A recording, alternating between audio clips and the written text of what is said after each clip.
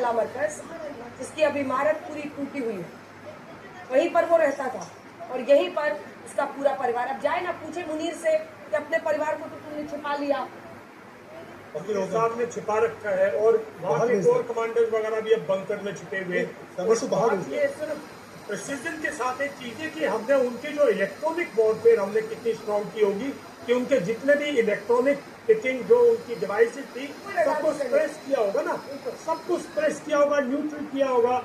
1 घंटे तक उनके एयर डिफेंस सिस्टम, उनके इलेक्ट्रॉनिक वॉरफेयर सिस्टम सबको स्प्रेस करके ये कार्रवाई की गई है।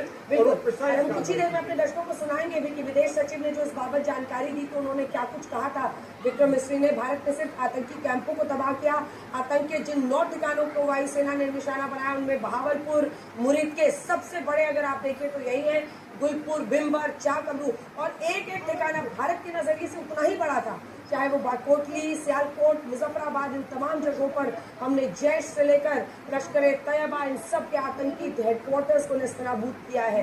जो जानकारी आज दी गई है, विदेश सचिव ने जो कुछ देर पहले जानकारी दी थी, क्योंकि ये इंसाफ की लड़ाई है, ये न्याय की लड़ाई है उन परिवारों के लिए जिन्होंने अपनों को खोया है आतंकी घटनाओं में, और खास तौर पर पहलगांव, जहां पर पत्नियों के सामने उनको, उनके पतियों को धर्म पूछकर सिर पे पॉइंट ब्लैंक रेंज से गोली मारी गई थी।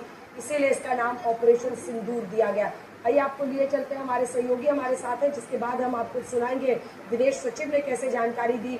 एक तरफ से कर्नल कुरैशी थी तो दूसरी तरफ विंग कमांडर व्योमिका सिंह थी, उन्होंने किस तरह से पूरे हमले की जानकारी दी है।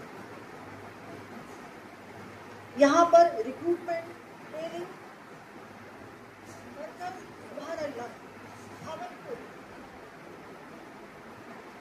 to becoming the first nation to land near the south pole of moon, our journey has been remarkable.